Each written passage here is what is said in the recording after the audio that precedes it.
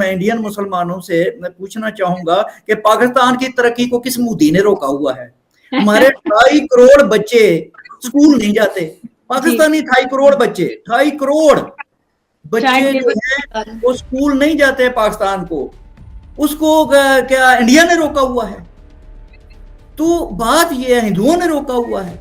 تو بات یہ ہے کہ ہم خود نہیں بدلنا چاہتے، ہم خود ترقی کرنا ہی نہیں چاہتے. ہماری کوئی جو ہے ہمیں صرف اور صرف اسلام چاہیے، اور جب تک ہم مسلمانوں کو صرف اور صرف اسلام چاہیے گا، اول بھی اسلام، آخر بھی اسلام، اوپر بھی اسلام، نیچے بھی اسلام، دائیں بھی اسلام، بائیں بھی اسلام، تو پھر یہی ہوگا جو ہو رہا ہے. آپ کو اربن صاحب یہ پوچھنا چاہیے مسلمانوں، آپ کو ترقی کی کو ارج ہے آپ کے اندر؟ بہت سارے لوگ یہ کہیں گے ارشد صاحب کہ آپ مایوسیت پھیلا رہے ہیں، آپ اسلام کی بات کر رہے ہیں. دیکھیں ہمیں ہمارے معاشرے میں خوشی حرام ہے، کلچرل فریڈم نہیں ہے، ڈانس کرنا حرام ہے، خوش ہونا حرام ہے، ایون تالی مارنا. ہمارے ہاں ایک حدیث ہے جس میں ہے تالی مارنا حرام ہے، کہکا لگانا حرام ہے، ہنسنا حرام ہے. آپ کو کیا کہیں، یہ سب چیزیں ہمارے اندر بیٹھی ہوئی ہیں. تو ہمیں ایک مطلب کہ ایک نئے سرے سے ہمارا کو برین واش ہو، اور وہ کیسے ہو، کون کرے گا؟ ہمیں انسان کون سب سے پہلے مسلمانوں کو یہ چاہیے، انڈین مسلمان کو بھی اور پاکستانی میں، کہ وہ اپنے آپ کو سب سے پہلے کہ بھی میں انسان ہوں، مسلمان میں بعد میں ہوں. جب ہم انسان ہی نہیں بنیں گے ترقی کیسے کریں گے؟ سرحد کے اس پار میں خوش آمدید، سواگت. دوستو، آج کے اس خاص ایپیسوڈ میں بات کریں گے بھارت اور پاکستان کے مسلمانوں میں پسماندگی کی وجوہات پر. کیا وجہ ہے کہ اس خطے کے مسلمان اتنے پچھڑ گئے ہیں، اتنے بیکورڈ ہو گئے ہیں؟ 1947 سے لے کر اب تک پچھلے 75-76 سال کا جو سفر ہے وہ ہم نے ساتھ ہی مل کر گزارا ہے. اس سے پہلے انگریز کی غلامی کے 200 سال بھی ہم نے ساتھ ہی گزارے. اس سے بھی اگر پہلے دیکھیں تو تقریباً 1000 سال سے ہم اس خطے میں ایک ساتھ ہی آباد ہیں. پھر کیا وجہ ہے کہ یہاں کے مسلمان، یہاں رہنے والی جو باقی کمیونٹیز ہیں، ان سے اتنے پیچھے ہو گئے ہیں؟ ہندوستانی مسلمانوں کے حالات دیکھیں تو ہماری دلت کمیونٹی سے بھی آج وہ پیچھے چلے گئے ہیں. ہندوستانی مسلمانوں کا لٹریسی ریٹ تقریباً 70% ہے، وہیں پاکستان کا جو لٹریسی ریٹ ہے وہ تقریباً 65% ہے. میری آپ سب سے گزارش ہے کہ اس پروگرام کی سینسٹیوٹیز کا خیال رکھتے ہوئے آپ جب کمنٹ کریں تو اس بات کا خیال رکھیں کہ اس پروگرام کا جو مقصد ہے وہ کسی کمیونٹی کو نیچا دکھانے کا نہیں ہے، بلکہ ہماری یہ کوشش ہے کہ ہم سب کو ساتھ میں لے کر چلیں. ہمارے جو بھائی پیچھے رہ گئے ہیں انہیں ہم اوپر کیسے اٹھائیں، انہیں ہم برابر میں اپنے ساتھ میں لے کر کیسے چلیں. تو آئیں ایک ایک کر کے ہمارے مہمانوں کا تعارف کراتے ہیں. ہندوستان سے ہمیں جوائن کیا ہے امبر زیدی صاحبہ نے. آپ ایک سوشل ایکٹیوسٹ ہیں، جرنلسٹ ہیں. پروگرام میں آپ کا سواگت ہے امبر جی. پاکستان سے ہماری پہلی مہمان ہے ہمارا افتخار صاحبہ. آپ ایک سوشل ایکٹیوسٹ ہیں، ہمارے پروگرام میں پہلے بھی آ چکی ہیں. آپ کا بھی پروگرام میں سواگت ہے، خیر مقدم ہے جی. ہمارے تیسرے مہمان ہیں وسیم الطاف صاحب. آپ ایک پیس ایکٹیوسٹ ہیں، اس کے ساتھ ساتھ بھارت اور پاکستان کے جو تعلقات ہیں، اس خطے میں جو مسلمان ہیں ان پر بھی اپنی رائے کا اظہار کرتے رہتے ہیں. پروگرام میں آپ کا بھی خیر مقدم ہے وسیم صاحب. Thank you.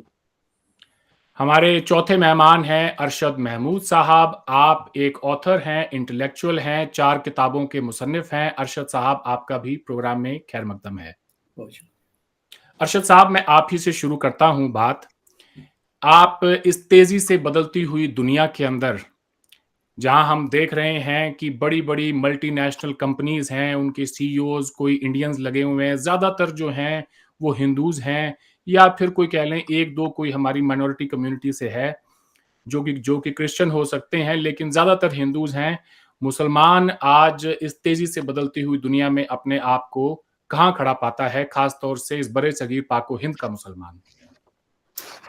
جی پہلے اربن صاحب بہت شکریہ. آج یقینی طور پہ یہ جو ٹاپک ہے یہ ریئلی ہمیشہ سے میرے دل کے قریب رہا ہے.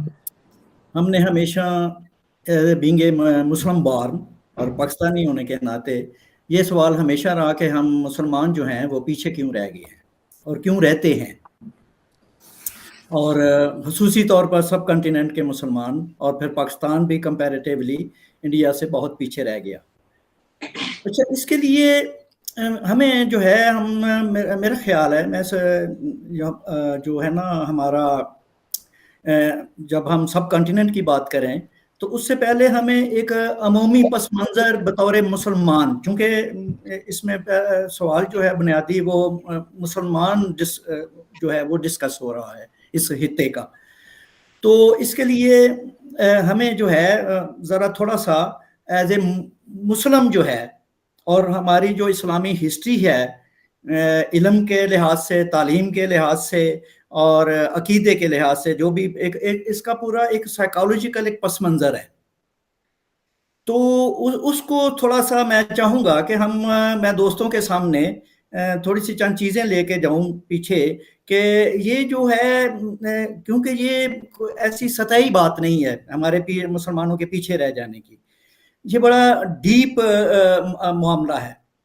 اس کے لیے جو میرا جو ویو پوائنٹ رہا ہے، میں نے خود بڑی ریسرچ کی ہے اس موضوع پہ، اور یہ اس سوال نے ہمیشہ بہت تنگ کیا ہے، تو اس میں ایک سب سے بڑی بات یہ ہے جو میرے نزدیک مسلمانوں کے پیچھے رہ جانے کی، وہ یہ ہے کہ مسلمانوں نے کہیں نہ کہیں ان کے پتہ نہیں کس نے ان کے من میں ڈال دیا ہوا ہے کہ اسلام جو ہے وہ ضابطہ حیات ہے، اس کو کہتے ہیں کوڈ آف لائف، کہ اسلام جو ہے وہ زندگی کے ہر معاملے میں وہ جو ہے وہ ہمیں گائیڈ کرتا ہے، اور اسلام ہی جو ہے وہ ڈٹرمن ایک فیکٹر ہوگا کسی بھی چیز کے لیے۔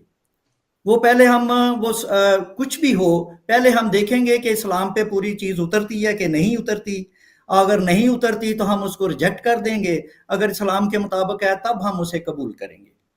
تو میرے خیال میں جو ایک بہت بڑا جو بلاک کیا ہوا ہے مسلمانوں کی ڈیولپمنٹ اور اس کی انٹلیکچوئل گروتھ کو، وہ اس وجہ سے ہوا ہے کہ مسلمانوں نے انہوں نے یہ شرط رکھ لی ہوئی ہے کہ اسلام جو ہے وہ ہر چیز پر مقدم ہے، ہر چیز پہ اول ہے۔ ایک تو یہ بات ہو گئی۔ اب میں فی الحال تھوڑا سا اس کو ہم ایلیبوریٹ کریں گے تھوڑی دیر بعد جب دوست بھی ڈسکس ہوں گے، میں چند پوائنٹ آپ کے سامنے رکھتا ہوں۔ دوسری چیز جو ہے مسلمانوں کی، یہ آپ دیکھیں کہ مسلمانوں کا ان کی جو عبادات ہیں، جو ہم جو ورشپ کرتے ہیں، جو ہماری عبادات جس کو ہم کہتے ہیں، اچھا وہ بھی ایک سٹمبلنگ بلاک ہے کسی بھی پروگرس اور ڈیولپمنٹ ہونے کے لیے، ماڈرن دور میں، خاص طور پہ ماڈرن دور کے لیے۔ اب آپ دیکھیں کہ ہمارے ہاں ہم پہ فرض ہے 5 وقت کی نماز فرض ہے، ہر گھنٹے 1.5 گھنٹے کے بعد ہم نے اپنا کوئی بھی کام کاج ہے اسے چھوڑنا ہے، اس کی سیٹ اسے چھوڑ کے ہم نے نماز پڑھنے چلے جانا ہے۔ اب یہ 4-5 دفعہ یہ ایک آپ اپنی جو روٹین ہے، آپ کنسنٹریشن نہیں کر پائیں گے اپنی ڈیوٹی پر، اپنے کام پر، اور وہ جو ہے وہ آپ کو ڈسٹرب کرے گا۔ ہم نے دیکھا ہے کہ ہم دکاندار کسی بازار میں جاتے ہیں چیز لینے، تو آگے دکان خالی ہوتی ہے، کدھر ہے جی دکاندار، کدھر ہے وہ جی نماز پڑھنے گیا ہوا ہے۔ ڈاکٹر کے پاس جاتے ہیں، ڈاکٹر کا پیشنٹ ڈاکٹر کے پاس گیا، ڈاکٹر کدھر ہے جی، ڈاکٹر صاحب کدھر ہیں جی، وہ نماز پڑھنے گئے ہوئے۔ یہ چیزیں جو ہیں آپ کو پتا ہوگا، جو چونکہ ہم ماڈرن ڈیولپمنٹ کے پرسپیکٹو میں بات کر رہے ہیں آج کے دور میں، تو آج کے دور میں یہ جو بار بار اٹھ کے آپ اپنی ڈیوٹی اور کام سے اٹھ کے کہیں جائیں تو یہ ہوگا۔ اب پھر دیکھیں کہ میرا مطلب ہے کہ اب پھر ہفتے میں ایک پورا دن ہمارا جمعے کا جو دن ہے، ایک دن وہ گیا، ایک سال میں 1 مہینہ پورا ہم رمضان کا ہے، وہ بھی ہماری پروڈکٹیوٹی جو ہے وہ 25% بھی نہیں رہتی ایز اے مسلم، جہاں بھی مسلمان ہوتے ہیں، روزے اور رمضان کی وجہ سے۔ پھر حج وغیرہ عمرے آتے رہتے ہیں، عاشورہ محرم آ جاتا ہے۔ میرے کہنے کا مطلب ہے کہ ڈیولپمنٹ کے راستے میں رکاوٹ ایک یہ بھی ہے کہ ہمارا جو مذہب ہے وہ عبادتوں کا سے وہ لوڈڈ ہے، ओवरलोडेड है हम। जब आप हर वक्त आपका ध्यान इस जिंदगी की तरफ नहीं, अपने मजहब और अपने मुकद्दस जो है उनकी तरफ रहेगा, तो फिर ये है कि फिर आप इस दुनिया के कंपैटिबल नहीं रहेंगे, आप इस दुनिया के साथ नहीं चल पाएंगे। तीसरा पॉइंट मेरे नज़दीक ये है मुसलमानों का, एक इसकी पूरी इस्लामी आप तारीख देखें तो इस्लाम की सारी हिस्ट्री जो है वो शरीयत वर्सेस रैशनैलिटी, इनके कॉन्फ्लिक्ट से भरी हुई है। एक तरफ इल्म होता था, साइंस होती थी, फलसफा होता है, दूसरी तरफ हमारा मजहब होता है। हमें ये कहा जाता है कि फलसफा नहीं, रैशनैलिटी नहीं, हमने शरीयत को डोमिनेट करना है। इवन हमारे पाकिस्तान के आइन में लिखा हुआ है कि कोई कानून कुरान और सुन्नत के बरखिलाफ नहीं बन सकता। तो अब ये सारी एक बैकग्राउंड है जिसमें मुसलमानों ने ये दावा है हमारा कि मुसलमानों ने साइंसदान पैदा हुए। अब मुसलमानों में जो साइंसदान पैदा हुए थे, हकीकत ये है कि उन सब पर कुफर के फतवे लगे थे, सबको पनिश किया गया था, कोड़े लगाए गए थे, उनको मारा गया था। तो वो इब्ने रुश्द हो, वो इब्ने सीना हो, अल फराबी हो, हेथम हो, किंदी को 50 कोड़े मारे गए ये कह के कि इसके ख्यालात खतरनाक है। तो ये एक पूरी की पूरी एक चलती है। और गजाली जो है, गजाली से लेके मौलाना मदूदी तक हम अपने आ जाते हैं अपने ज़माने में, तो सबका ये फैसला था कि अकल जो है, जो साइंस जो है, जो फ़लसफ़ा जो है, उसको ओवर रूल करेगा हमारा मज़हब, हमारी कुरान और सुन्नत। तो मेरे कहने का मतलब है कि एक 1500 साल की एक मसलसल हिस्ट्री है। मुसलमानों ने जब इल्म से, तालीम से, अकल से को अवॉइड किया है, उससे दूर रहे हैं। तो अब इसी तरह हमारे अब सब कॉन्टिनेंट में आ जाएं, यहाँ भी हम देखते हैं तो कि जो जिनकी आपने रेफरेंस किया है 800 साल, 1000 साल जिन्होंने हुक्मरानी की है, आप देखते कि उन्होंने किले तो बनाए, बागात तो बनाए, मकबरे बनाए, लेकिन उन्होंने कोई यूनिवर्सिटी तो नहीं बनाई, कोई उन्होंने इल्मी कोई अदारा नहीं बनाया। उन्हें तो पता भी नहीं था कि दुनिया में हार्वर्ड और ऑक्सफोर्ड जो है वो बन चुके हुए हैं। पूरी बरसगीर की तारीख में, मुगलों की तारीख में इनको पता नहीं था कि फ्रेंच इनकलाब, फ्रेंच रेवोल्यूशन आ चुका हुआ है, किसी को नहीं पता था। इन्हें पता नहीं था कि अमेरिका में फ्रीडम डिक्लेरेशन हो चुका है, यहाँ किसी को इल्म नहीं था। तो बात यह है कि इनका इल्म से एक मसलसल, मैं जिसे हम बैर कहते हैं, बैर जो है हमारा तालीम और इल्म से, हम हमेशा मुसलमान जो हैं हम उससे दूर रहे हैं। तो ये सारी चीज़ें जब तक हम इन चीज़ों को हम करेक्ट नहीं करेंगे, हम अपने आप को इंक्लूसिव नहीं करेंगे, हम आज की दुनिया के साथ खड़े नहीं होंगे, हम अपने मज़हब को कुछ देर के लिए बैक फुट पे नहीं लेके जाएंगे, मुसलमान जो है वो तरक्की नहीं कर सकता। जी, आपने बहुत सारे जो हैं यहाँ पे टॉपिक्स की निशानदेही की है कि जो रीज़न्स हैं, बल्कि ये कहें उनकी निशानदेही की है जिनकी वजह से इस बरे-सगीर पाक व हिंद का मुसलमान ही नहीं, दुनिया के मुसलमान जो हैं वो इल्म से कटते चले गए। और शायद यही वजह है कि आज ये जो ज़िल्लत और ये जो रुसवाई उठानी पड़ रही है, ये अंबर ज़ैदी साहिबा से बात करते हैं। एक ज़माने में ये कहा जाता था कि हिंदुस्तान का मुसलमान जो है सियासी एतबार से कम हिंदुस्तान में रेलेवेंट है। समाजी एतबार से ना हो, मुआशी एतबार से ना हो, लेकिन सियासी एतबार से कम हमारी सुनवाई होती है, हम रेलेवेंट हैं। आज अगर देखें तो हिंदुस्तान का मुसलमान किसी भी एतबार से, फिर वो समाजी एतबार से, सियासी, मुआशी हर एतबार से पीछे रह गया है, इस मुआशरे से कटता चला गया है। अंबर, क्या वजह है उसकी?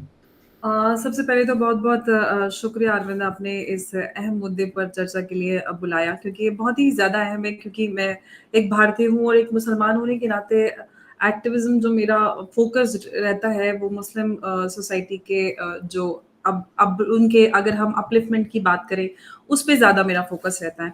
तो ये चर्चा काफ़ी अहम है हम सब के लिए, क्योंकि चाहे हम पाकिस्तान की बात करें या हिंदुस्तान की बात करें, ये एक मौजू काफ़ी अहम है।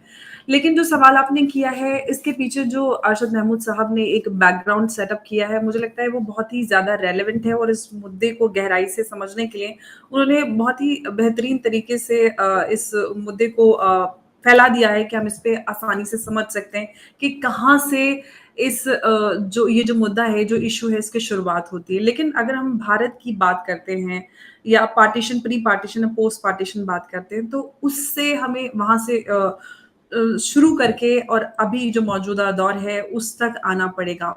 भारत का विभाजन हुआ, हिंदुस्तान से पाकिस्तान निकला, और उससे जो भारत में मुसलमान थे, जो एलीट थे, जो सक्षम थे, वो निकलकर पाकिस्तान चले गए, और जो एलीट थे उन्होंने पाकिस्तान में भी जाके अच्छा किया, फ्लॉरिश किया, और यहाँ पे जो मुसलमान रह गए वो काफ़ी हद तक अगर हम बात करें उनकी, तो उनकी फाइनेंशियल उनकी जो स्ट्रक्चर था वो उतना अच्छा नहीं था कंपैरेटिवली। और एक वजह ये भी रही कि शुरुआत से ही जो भारत में मुसलमान ज़्यादातर क्योंकि कन्वर्ट हुए, वो पासमानदा हिंदुओं से कन्वर्ट होकर वो मुसलमान बने, और स्टार्टिंग से ही उनकी जो स्थिति थी वो बेहतर नहीं थी, क्योंकि अगर हम उससे स्टार्ट करें कि वो फाइनेंशियली कितना स्ट्रेंथन थे, तो वो शुरुआत ही अच्छी नहीं थी, क्योंकि जो चुनिंदा लोग कहीं से अरब से या सेंट्रल एशिया से कहीं कहीं से आए, वो रूलिंग क्लास रही, या जिन्होंने इस पूरे हिंदुस्तान पे रूल किया, वो एक क्लास हो गई।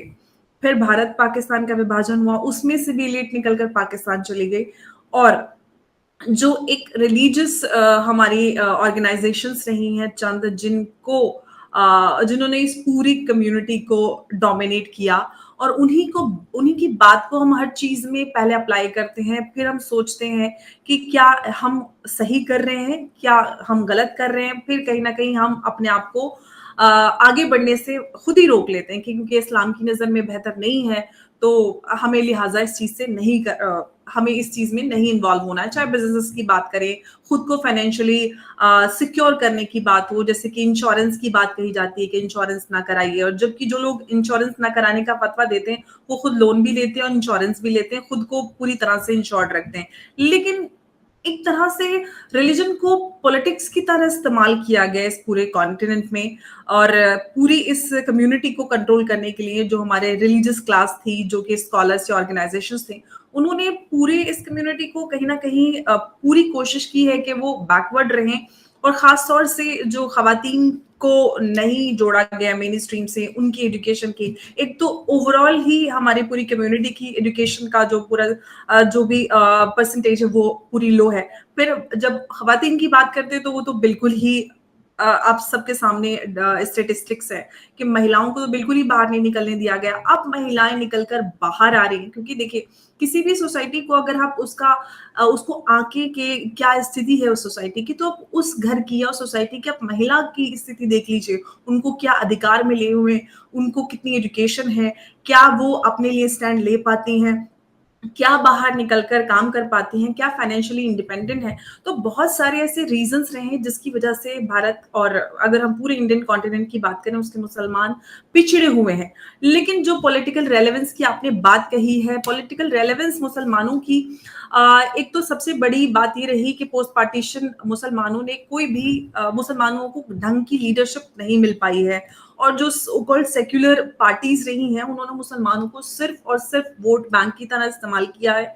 उनके अपलिफ्टमेंट के बारे में कभी नहीं सोचा, क्योंकि ये स्ट्रेटेजिकली, हालांकि ये दिखाया गया कि बहुत ज्यादा डेवलपमेंट हो रहा है, अर्बनाइजेशन बहुत ज्यादा हो रहा है, लेकिन मुसलमानों की एजुकेशन की बात करें या उनके इकोनॉमिक कंडीशंस को अपलिफ्ट करने के लिए कोई भी ऐसा इनिशिएटिव नहीं लिया गया जिससे मुसलमानों की स्थिति बेहतर हो।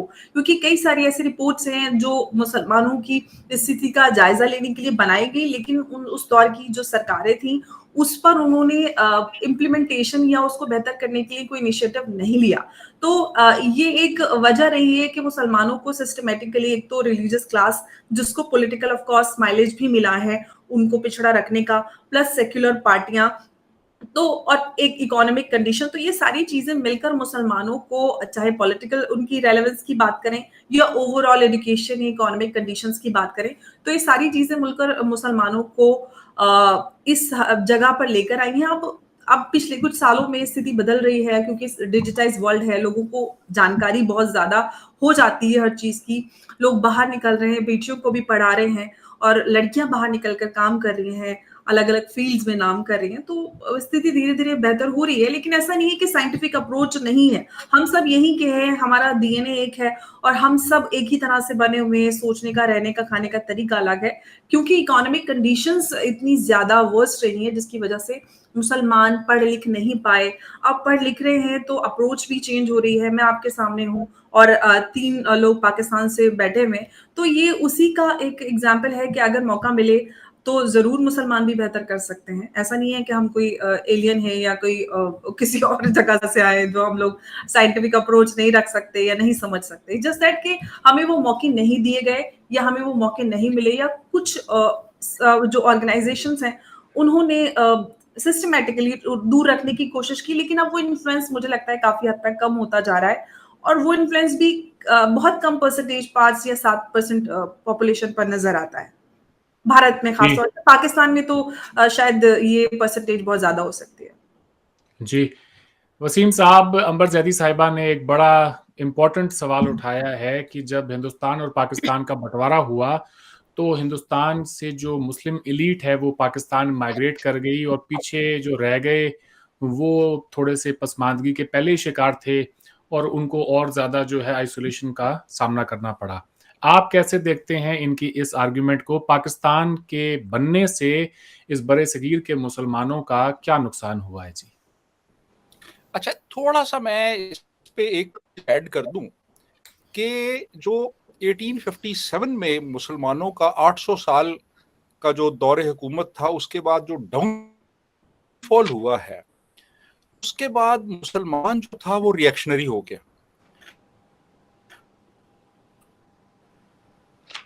उसने ये सोचना ने हमारी खत्म की है और अंग्रेज गासिब है, लिहाजा हमें कोई भी ऐसी चीज जो अंग्रेज की इजाद करदा हो उससे परहेज करना है। अगर हमने उसको एक्सेप्ट किया तो इसका मतलब ये है कि हम अपनी जो डील है उसको हम एक्सेप्ट कर रहे हैं।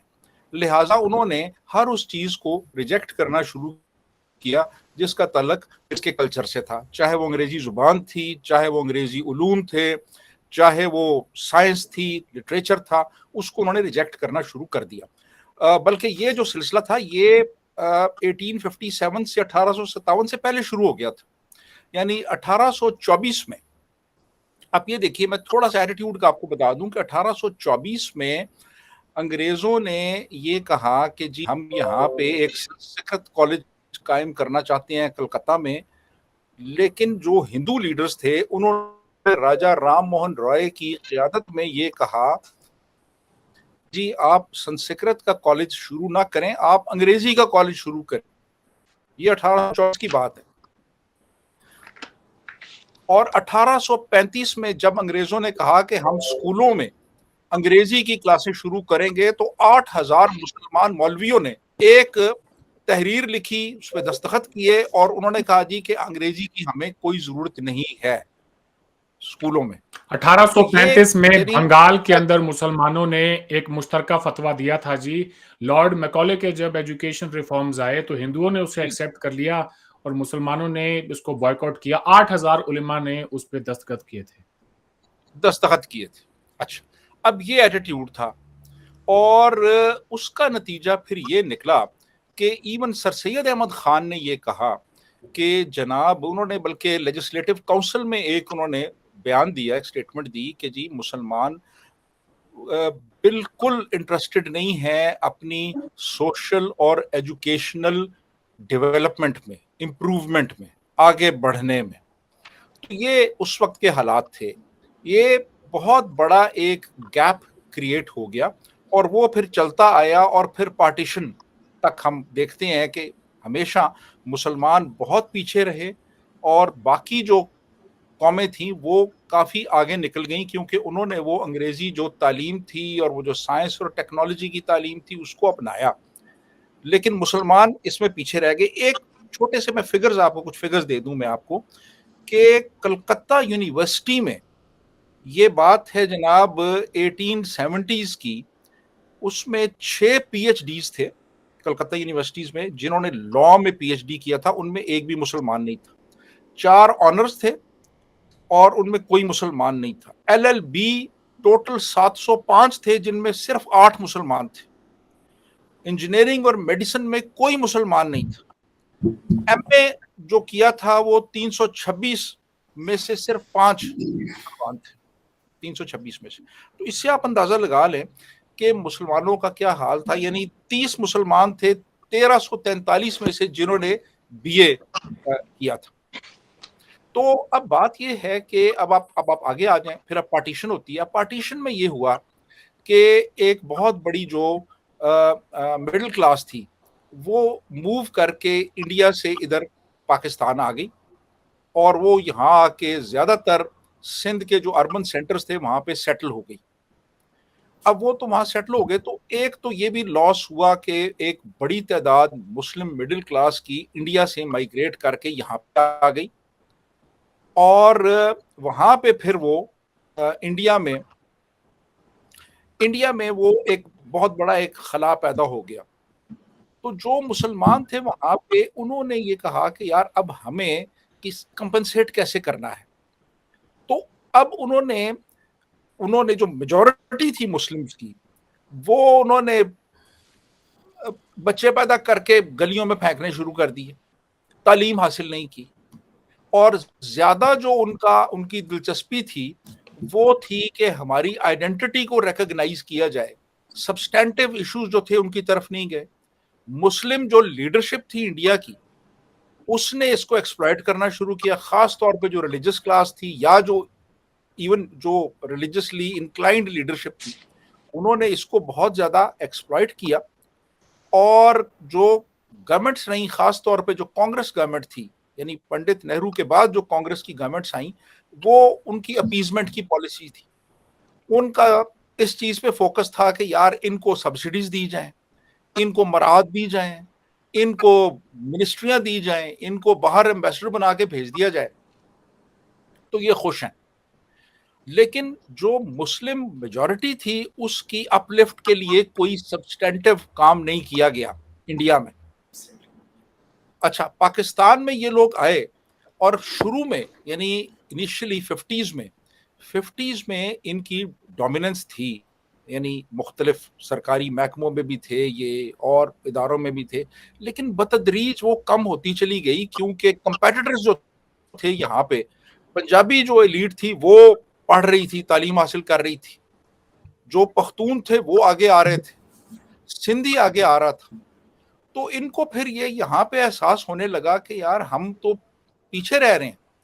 फिर वो एक यानी महाजरों में एक ये चीज डेवलप हुई कि यार हमने अपनी यहाँ पे भी आइडेंटिटी बनानी है।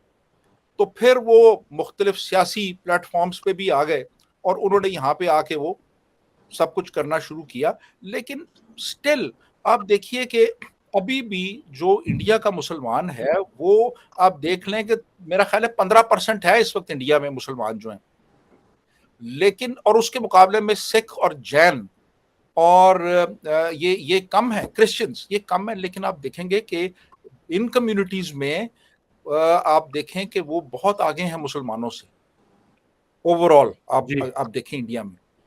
और यहाँ पे भी आप ये देखिए कि यहाँ पे जैसे अरशद साहब ने कहा कि वो सारी चीजें यहाँ पे अप्लाई होती हैं कि यहाँ तो इन्होंने स्टेट ही आइडियोलॉजिकल बना दी। इंडियन मुस्लिम तो एक सेकुलर स्टेट में रह रहे हैं और जो डेवलपमेंट होती है, जो साइंटिफिक आपकी एक ग्रोथ होती है, वो एक सेकुलरिज्म का प्रोडक्ट है, वो एक डेमोक्रेसी का प्रोडक्ट है। आइडियोलॉजिकल स्टेट में तो ये चीजें पीछे चली जाती हैं। अब एक ऐसा मुल्क जहां पे फिजिक्स और केमिस्ट्री में भी आप इस्लामियात पढ़ा रहे हैं, उसने क्या डेवलप करना है? आइडियोलॉजिकल स्टेट ने तो बेड़ा गर्क कर दिया बिल्कुल, यानी एक साइंटिफिक डेवलपमेंट का, टेक्नोलॉजिकल डेवलपमेंट का। हमारे यहाँ उस्ताद जो है वो फिजिक्स पे पहले एक लेक्चर देता है और बाद में वो कहता है जी कि ये बस किताबों में लिखी हुई बातें हैं, یہ کائنات جو ہے نا یہ خدا نے بنائی ہے. تو آپ جو ہے نا یہ جو کتاب میں لکھا نا اس کی طرف نہ جائیں آپ. تو اب میرے کہنے کا مطلب یہ ہے کہ مسلمانوں کی جو پسماندگی ہے وہ ابھی بھی موجود ہے، بھارت میں بھی پاکستان میں بھی. بھارت میں اس کی کچھ اور وجوہات ہیں، وہاں پہ وہ اپنی آئیڈینٹی کے چکر میں ہے، وہ سبسٹینٹیو ایشوز پہ فوکس نہیں کر رہے. پاکستان میں وہ آئیڈیولوجیکل سٹیٹ ہے کہ یہاں پہ اسحاق ڈار نے اگر فورن ایکسچینج ریزروز بڑھانے ہیں تو وہ وہاں پہ بھی کچھ مقدس یعنی آیات کا سہارا لے رہے ہیں. اور اگر کوئی نئی فلمیں بن رہی ہیں 5-6 نئی ریلیز ہو رہی ہیں تو مریم اورنگزیب وہاں پہ بھی اللہ تعالیٰ کے فضل و کرم کا ذکر کر رہی ہیں جی کہ جو 6 فلمیں ہمارے یہاں اس سال ریلیز ہوئی ہیں یہ اللہ تعالیٰ کے فضل و کرم سے ہو رہا ہے. تو جہاں پہ ہر چیز کا تعلق مذہب سے آپ جوڑیں گے اور ہر چیز جو ہے وہ خدا کے کنٹرول میں ہے اور ہر چیز خدا نے کرنی ہے تو پھر آپ نے کیا کرنا ہے وہاں پہ؟ پھر آپ تو بیٹھے ہیں بیٹھنے ہیں صرف اور بیٹھ کے ہاتھ پھیلا کے دعا کرنی ہے. دعا کرنی ہے آپ. جی وسیم صاحب آپ نے تو بہت زیادہ باتیں کر دی ہیں. میں سمجھ سکتا ہوں کہ آپ کے اندر ایک غصہ بھرا ہوا ہے. آپ چاہتے ہیں کہ اس خطے کا مسلمان ترقی کرے اور شاید آپ نے اپنے انہی جذبات کو یہاں پہ رکھا ہے. امید ہے کہ لوگ انہیں ایک رائٹ اسپرٹ میں لیں گے. ہمارا افتخار صاحبہ کی طرف چلتے ہیں جی. ہمارا آپ نشاندہی کریں برِ صغیر پاک و ہند کے مسلمان آج اتنی زیادہ پسماندگی کے شکار کیوں ہیں؟ آپ کیسے دیکھتی ہیں اس خطے کے مسلمانوں کے حالات کو؟ میرے سے جو پہلے میرے دوست ہیں سب انہوں نے بہت اچھے پوائنٹس جو ہیں وہ بتائے ہیں. وہ سارے پوائنٹس جو میں سمجھتی ہوں کہ بالکل ویلڈ ہیں, جو بالکل جو ان کی جینوئن ریزنز ہیں وہ ساری انہوں نے وہ بتائی ہیں. ان میں سے باری باری میں یہ کہوں گی کہ پہلے نمبر پہ تو میں یہ سمجھتی ہوں کہ جب برِ صغیر میں اتنے 100 سال اگر مسلمانوں نے حکومت کی تو جیسے ارشد صاحب نے فرمایا کہ واقعی انہوں نے بلڈنگز بنائی, انہوں نے کوئی یونیورسٹی نہیں بنائی. تب آپ دیکھیں رہنیسا کا ٹائم تھا, دنیا میں ہارورڈ دنیا میں یونیورسٹیز بن رہی تھی, یہاں پہ انہوں نے کوئی کسی قسم کا کام نہیں کیا تھا. اور یہ اور بات ہے کہ ایکویلٹی ایک قسم کی سمجھ لیں کہ انہوں نے مسلمانوں اور ہندوؤں یا دوسری باقی سکھوں سب کو ہی انہوں نے جاہل رکھا تھا. انہوں نے یہ اس میں کوئی تفریق نہیں کی تھی. سیکنڈلی میں یہ سمجھتی ہوں کہ ان کا پاکستان یا پھر برِ صغیر کے جو مسلمان ہیں یہ نوسٹیلجیا کے شکار ہیں. ان کو وہی دور ان کے دماغ سے نہیں نکل رہا. یہ ہمیشہ ہی اس چیز میں رہتے ہیں کہ ہم تھے, کبھی ہم تھے. اس کے بعد جب اگر اس سے تھوڑا سا آگے جب جاتے ہیں, میں تو اس سے پہلے بھی اگر چلے جاؤں تو میں نہیں سمجھتی کہ اگر جب مسلمانوں کے ایک جسے سنہرا دور کہا جاتا ہے تب کی مجھے یونیورسٹیز دکھا دیں, تب کی آپ مجھے علم کی ترقی دکھا دیں. جیسے ارشد صاحب نے فرمایا ہے اور یہ بات بالکل جینوئن ہے کہ ان کو تو سزائیں دی جاتی تھیں.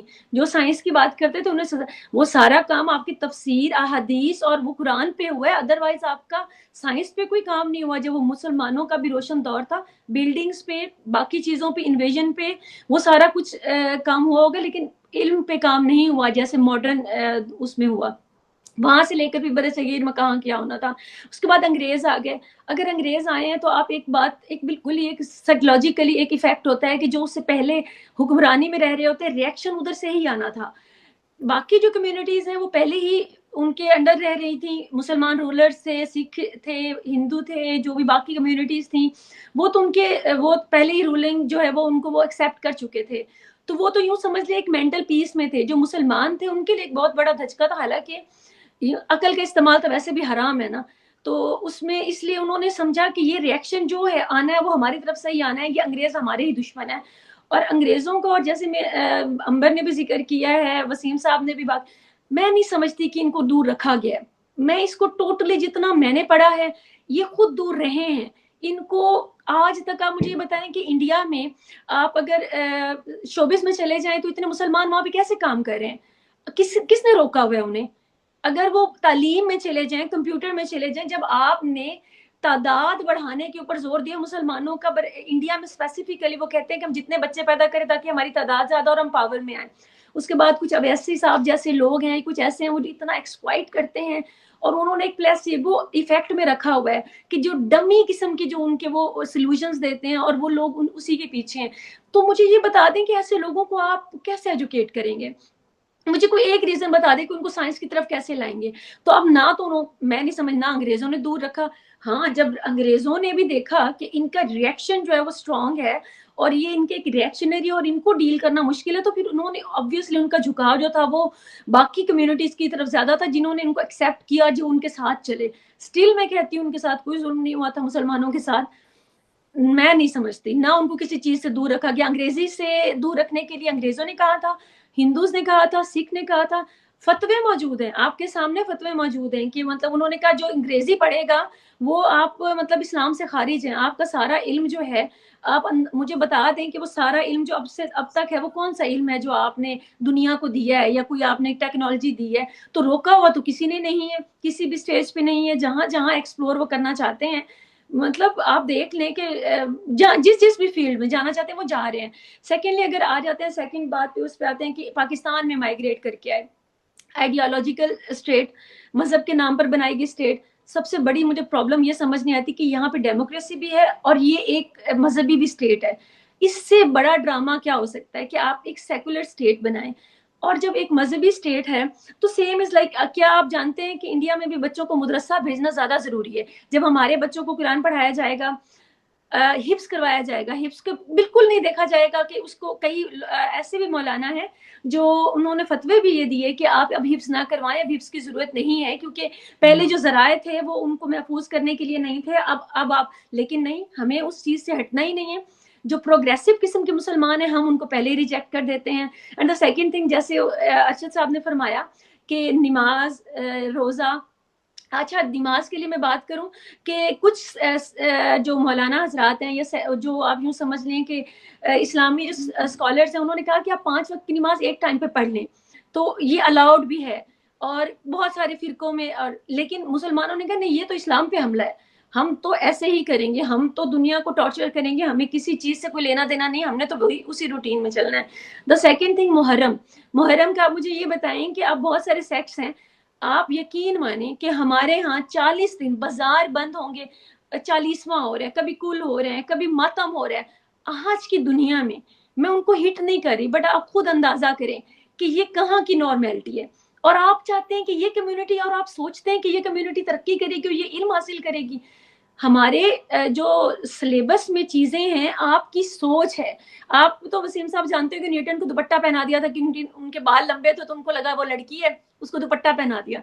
आपको मजाक लगेगा, मुझे याद है जी।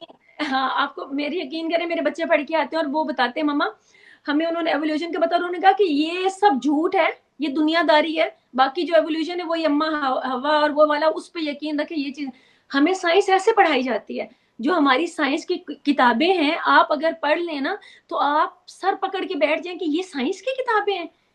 मतलब आप हैरान हो जाएंगे, हमें ना कोई जबान सिखाई जा रही है, ना टेक्नोलॉजी सिखाई जा रही है, ना साइंस सिखाई जा रही है। तो माशाल्लाह माशाल्लाह इसी तरह से हम तरक्की करते चले जाएंगे। और इस तरक्की में इस ये जो यूं समझ लें कि पीछे रखने में किसी का कोई हाथ नहीं है। ये हमारी अपनी आइडियोलॉजी है, हम आइडेंटिटी क्राइसिस का शिकार हैं, हम रिएक्शनरी उसमें आए हुए हैं। और मैं नहीं समझती कि आने वाले भी कई 100 सालों तक या कम से कम 100 साल तक भी इनमें कुछ बेहतरी आएगी। आप सऊदी अरब में देख लें, बाकी कंट्रीज में देख लें, अगर वहां पे निकल रही है तेल निकल रहा है, बहुत सारी बतात निकल रही है, तो उन्होंने क्या किया। आप कुछ टाइम से तो तकरीबन कुछ सालों से तो आप गवाह है ना, कौन सी यूनिवर्सिटीज बनाई गई हैं। ये एटीट्यूड है मुसलमानों का। कौन सी टेक्नोलॉजी की बिल्डिंग्स ही बनाई गई है ना। आज तक मुझे ये बताएं कि कौन से इंस्टीट्यूट बनाए गए हैं वहां पर भी। मे बी कि अब ख्याल आ जाए, अब जैसे कि अब नया जो MBS है उन्होंने इस चीज को जिक्र भी किया है। हम तो कुरान और हदीस को गले से लगा के बैठे हैं, उन्होंने फरमाया है, अब हमने नहीं, ये उन्होंने फरमाया। उन्हीं पे जो भी देखने वाले या सुनने वाले फतवा लगाए कि जी हदीस का कोई जो सोर्स है वो हम उसको नहीं समझते कि वो इतना वैलिड है, इसलिए हम लोग उसको माइनस करेंगे और हम सिर्फ कुरान पे चलेंगे।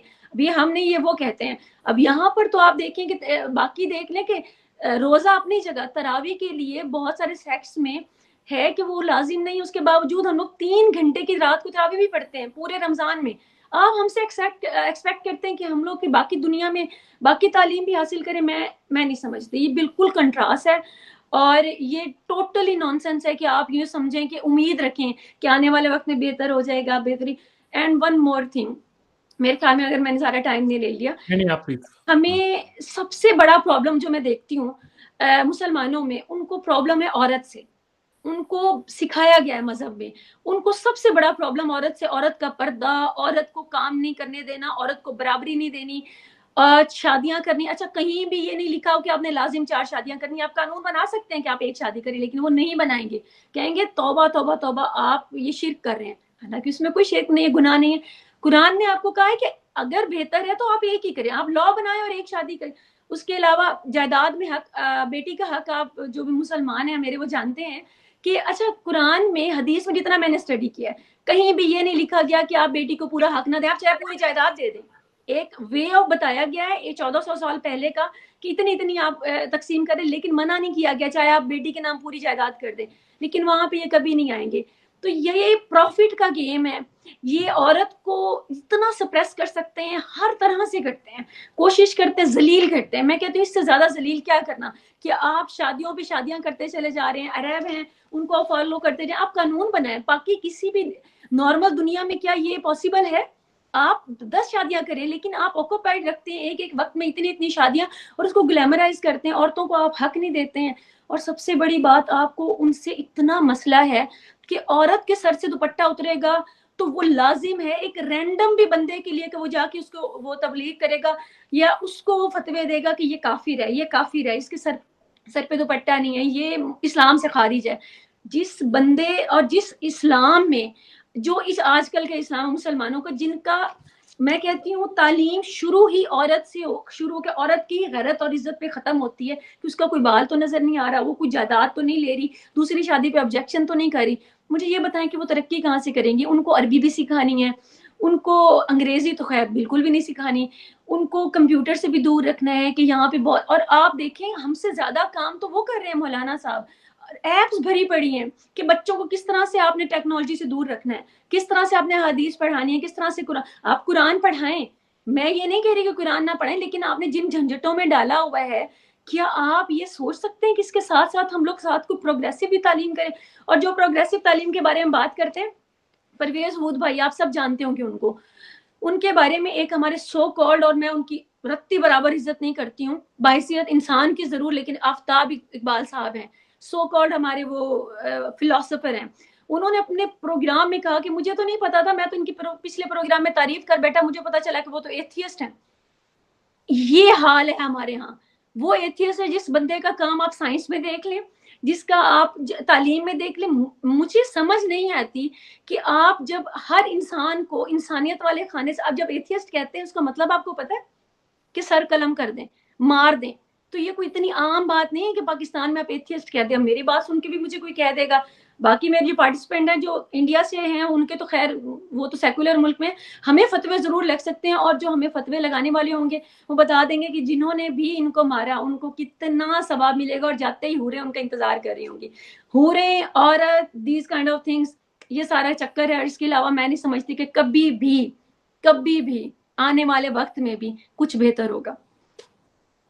जी, आप की बातें सुन के मुझे डिप्रेशन हो गया है, ये और ऐसा सच लग है। रहा है कि मैं आगे अब कोई सवाल भी पूछूं तो क्या पूछूं, बहरहाल मुझे आगे हैरत बढ़ना होती है आप पड़ेगा। लोग जब उम्मीद की बातें करते हैं, मतलब हैरत है मुझे।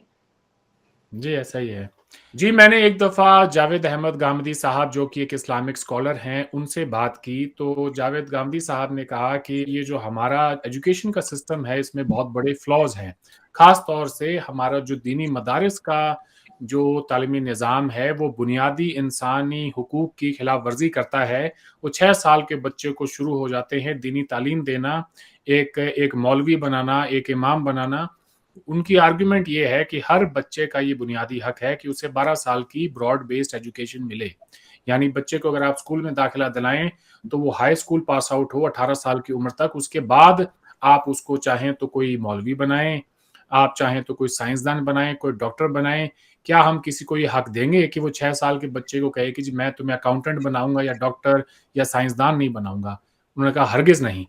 इसलिए उनकी जो आर्ग्यूमेंट है वो मैं समझता हूँ बड़ी जबरदस्त किस्म की आर्ग्यूमेंट है। लेट्स से अरशद साहब, अगर पाकिस्तान और हिंदुस्तान के अंदर कोई बड़ा चेंज लेकर आना है कि जिससे कि सोच बदली जाए लोगों की, तो वो तो ये होगा कि हम दीनी मदारिस का जो करिकुलम है उसके अंदर कोई चेंजेस लेकर आएं। आपको कोई सूरत हाल नजर आती है जिसके तहत पूरे मुआशरे के अंदर कोई कंसेंसस हो, कम्युनिटी की तरफ से आवाज आए कि नहीं यार इनफ इज इनफ, वक्त आ गया है कि हम कोई यहाँ पे चेंजेस लेकर आए? क्या आपको होता हुआ दिखाई दे रहा है सर? असल में ये आपकी विशफुल थिंकिंग ही मैं तो कह सकता हूँ। जो भी हम जो हालात देख रहे हैं, जो 75 साल से पाकिस्तान के जो हालात हैं इधर भी, और आप के यहाँ जो मुसलमान हैं उनके जो एटीट्यूड्स हैं उनको देखते हुए तो बिल्कुल कतई तौर पे ऐसी कोई चीज़ नज़र नहीं आती कि हम एज ए मुसलमान जो हैं हम अपना कोई काबा तब्दील करने की कोशिश करें, दुनिया को समझने की कोशिश करें, ज़िंदगी को, कि ज़िंदगी के तकाज़े क्या हैं, आज की क्या रिक्वायरमेंट हैं, और हमारे मुसीबत ये है अरबन साहब, हमारा मसला क्या है। असल में आपकी इस विजुअल थिंकिंग इसलिए है कि आप हमारा असल मसला एज ए मुसलमान, हम खुद अपना जो कुछ हमने किया उसके हम खुद कसूरवार हैं, और ये कसूर हमें खुद अपने अंदर, सबसे पहले तो हमें मुसलमानों को खुद देखना चाहिए कि हम पीछे क्यों हैं, ये सवाल जो है, और ये इनके अंदर ये सवाल है, इनके हमारे जो ईमान का और ज़िंदगी का जो रिलेशन है उसके अंदर ये प्रॉब्लम है। और हम मुसलमान जो सब कॉन्टिनेंट के मुसलमान हैं, पाकिस्तान वाले भी और उधर वाले भी, हम कतई तौर पे जो है हम एक चाहते तो हैं हम भी खुशहाल हो जाएं, हम भी तरक्की कर जाएं, एक सुपरफिशियली ना, जाहिर है हर एक हर फर्द इंडिविजुअल की होती है, वो भी अमीर हो, वो भी खुशहाल हो, ये हमारी एक विजुअल थिंकिंग है। लेकिन ओरिजिनल हमारी जो हरकतें हैं, जो हमारी, जब तक देखें हम एक दीन और दुनिया को अपनी अपनी जगह पे नहीं रखेंगे, ये तरक्की का दरवाज़ा नहीं खुल सकता। सबसे पहले तो हमें जो अपना जो दीन है उसको पर्सनलाइज्ड करना पड़ेगा, उसको अपनी ज़ात के साथ उसको प्राइवेटाइज्ड करना पड़ेगा कि ये एक प्राइवेट मसला है, ये पॉलिटिकल नहीं है, ये सोशल नहीं है, ये एजुकेशनल नहीं है, ये इंटेलेक्चुअल नहीं है, ये कल्चरल नहीं है। इस सब मुसीबत ये है कि मुसलमानों का कलेक्टिव हमारा माइंडसेट इस सब कॉन्टिनेंट का, अच्छा आप देखें कि जिन मुसलमानों ने कदर तरक्की की है, हम वो देख लेते हैं सब कॉन्टिनेंट से बाहर। अब देखें कि अब टर्की है, मलाइशिया है, सुना है कि इंडोनेशिया भी अब काफ़ी बेहतर हो रहा है। तो ये हमारा गल्फ है सारा, अरब कंट्रीज जो हैं छोटे जो हैं। अब जो सऊदी अरब जो था, जो एक जहां इस्लाम की नमूद हुई, वो इस्लाम का बेस कैंप था, उन्होंने भी खुद को देखा कि अब हम आगे नहीं बढ़ सकते, हम दुनिया के साथ नहीं चल सकते, तो उन्होंने भी मजहब को एक साइड पे उठा के उसको एक साइड पे रख दिया है। उन्होंने तो हमें कहीं का नहीं छोड़ा। तो नहीं, और उनको इंडियन कॉन्टिनेंट के मुसलमान कहते हैं कि एमबीएस तो मुसलमान ही नहीं है, वो यहूदियों के एजेंट है। चले वो हम जाहिर है कि नहीं कहेंगे तो पीछे भी रहेंगे, सीधी सी बात है ना। कौन क्वेश्चन यहाँ पे ये है, क्या हम आगे बढ़ना चाहते हैं? आज की दुनिया 21वीं सदी के साथ हम उसके साथ चलना चाहते हैं? आसपास जो इतनी तरक्की हो रही है, इंडिया जो इस कदर मुआशी टेक्नोलॉजी के लिहाज से वो तरक्की कर रहा है, तो बात यह है कि हमने इसी तरह रहना है या आगे जाना है। तो इसके पहली तो बात है कि हम मुसलमानों को और इंडिया के मुसलमानों को भी सबसे पहले अपनी पसमानदगी का खुद को कसूरवार समझें। ये दूसरों पे कसूर डालना, कंस्पायरेसी की थ्योरियां बनाना कि हमें जो है ये जो यहूदो नसारा हैं वो हमें तरक्की नहीं होने देते। आपके यहाँ मुसलमान कहते होंगे कि ये बीजेपी जो हमें तरक्की नहीं होने देता, ये मोदी हमारी तरक्की नहीं होने देता। बात सवाल ये पैदा होता है, मैं इंडियन मुसलमानों से पूछना चाहूंगा कि पाकिस्तान की तरक्की को किस मोदी ने रोका हुआ है? हमारे 2.5 करोड़ बच्चे स्कूल नहीं जाते, पाकिस्तानी 2.5 करोड़ बच्चे, 2.5 करोड़ बच्चे जो है वो स्कूल नहीं जाते पाकिस्तान को, उसको क्या इंडिया ने रोका हुआ है? तो बात ये है, हिंदुओं ने रोका हुआ है। तो बात यह है कि हम खुद नहीं बदलना चाहते, हम खुद तरक्की करना ही नहीं चाहते। हमारी कोई जो है, हमें सिर्फ और सिर्फ इस्लाम चाहिए, اور جب تک ہم مسلمانوں کو صرف اور صرف اسلام چاہیے گا، اول بھی اسلام، آخر بھی اسلام، اوپر بھی اسلام، نیچے بھی اسلام، دائیں بھی اسلام، بائیں بھی اسلام، تو پھر یہی ہوگا جو ہو رہا ہے۔ تو مسلمانوں کے لیے پہلی تو بات ہے انہیں خود ڈیسائیڈ کرنا چاہیے کہ بھئی ہم کیا چاہتے ہیں۔ اگر تو یہ صرف مسلمان ہی رہنا چاہتے ہیں، سب کچھ ان کا وہی ہے، تو پھر فارگیٹ کیا میٹیریل اکنامک کیا ترقی ڈیولپمنٹ کیا چیز ہوتی ہے۔ ڈیولپمنٹ کے لیے ضروری ہے آپ کی ریشنل تھنکنگ کو، ڈیولپمنٹ کے لیے ضروری ہے آپ کی سائنٹیفک تھنکنگ ہو، اس کے لیے ضروری ہے آپ انکلوسیو ہوں، دوسرے آئیڈیاز کو آپ قبول کریں، دوسرے کلچرز کو آپ قبول کریں، آپ نفرت کرنا، دوسرے مذاہب سے نفرت کرنا بند کریں، دوسری قوموں کو سازشی سمجھنا کہ وہ ہمیں مارنا چاہتے ہیں، یہ بند کریں۔ ہم سب انسان ہیں، ساری انسانیت ہے، ہر ایک میں کچھ خرابیاں ہوتی ہیں، کچھ اچھائیاں ہوتی ہیں، قوموں کا بھی یہی حال ہوتا ہے۔ تو بات یہ ہے کہ ہم مسلمان جو ہیں، یہ آپ کے جو انڈین جو مسلمان ہیں، اب دیکھیں کہ ان کو کس چیز نے ان کی مادی ترقی، وہ جو آپ بتا رہے ہیں کہ وہ جو وہاں کے ان ٹچ تھے ان سے بھی نیچے چلے گئے ہیں، آپ بتا رہے ہیں، تو یہ اس کو کس نے روکا ہے؟ کون سی ایک کانسٹیٹیوشنل پابندی تھی، کوئی سوشل پابندی تھی، کوئی لیگل پابندی ہے؟ کون ہے مسلمانوں کو وہاں جس نے ترقی نہیں ہونے دی؟ تو انہیں اچھا یہ کہنا کہ جی وہاں پڑھے لکھے جو پارٹیشن کے وقت مسلمان آ گئے تھے، سوال یہ پیدا ہوتا ہے ان کے لیے اگر ان کے اندر تھوڑی سی عقل ہوتی تو وہ تو اور بھی زیادہ جو ہے محنت کے ساتھ اپنی زندگیوں کو بدلتے۔ انہوں نے انڈین حکومتوں سے، انڈین پالیٹیشن سے ہمیشہ کیا چاہا ہے؟ مسلم وہ جو کیا ہے مسلم لاز، جو پرائیویٹ مسلم لاز آپ کے ہاں بنا تھا، آل انڈیا مسلم پرسنل لا بورڈ، پرسنل لا، کہ بھی اب انہوں نے آپ سے کوئی ترقی نہیں مانگی، ڈیولپمنٹ نہیں مانگی، گروتھ کے لیے کچھ نہیں کہ ہمارے لیے یہ چیزیں ہوں، تو نہ انہوں نے کی۔ انہیں تو صرف وہی چاہیے، اسلام کا جو ہے نا کیج، پنجرا، اسلام کا پنجرا چاہیے انہیں، تاکہ یہ اس کے اندر بیٹھے رہیں۔ تو انہوں نے جو مانگا انڈین پالیٹیشین نے وہی دیا، اس لیے وہ کہتے ہیں نا انہوں نے ووٹ بینک بنا دیا ان کو، کہ رہیں بھئی یہ ان کو خود بدلنے کی اپنے اندر ارج نہیں ہے۔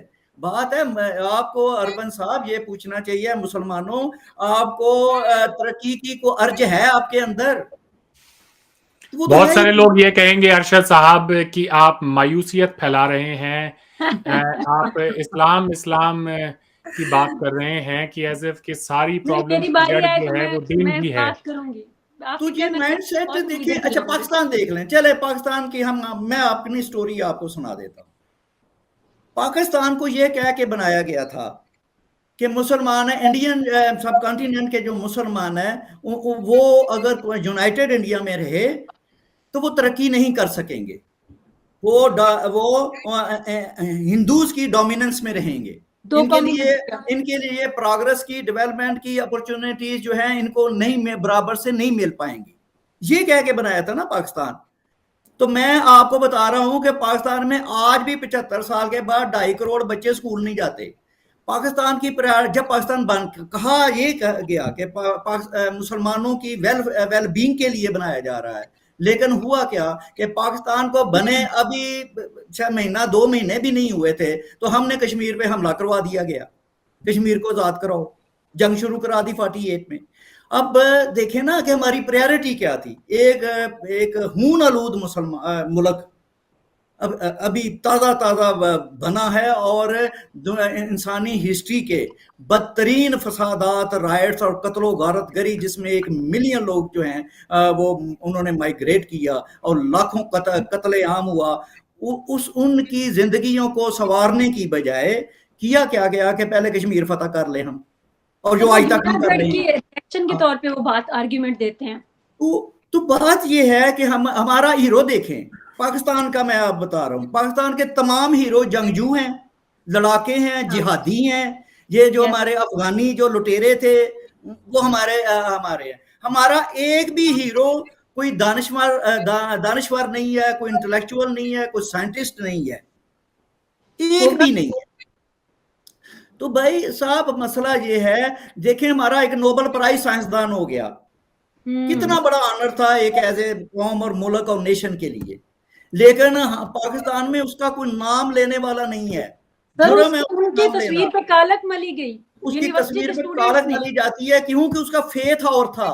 तो मुसलमानों को फेथ चाहिए भाई साहब, तरक्की नहीं चाहिए। मुसलमानों को अपना क्योंकि ये दुनिया हर में वक्त सर 4 कीमती अपने है ना।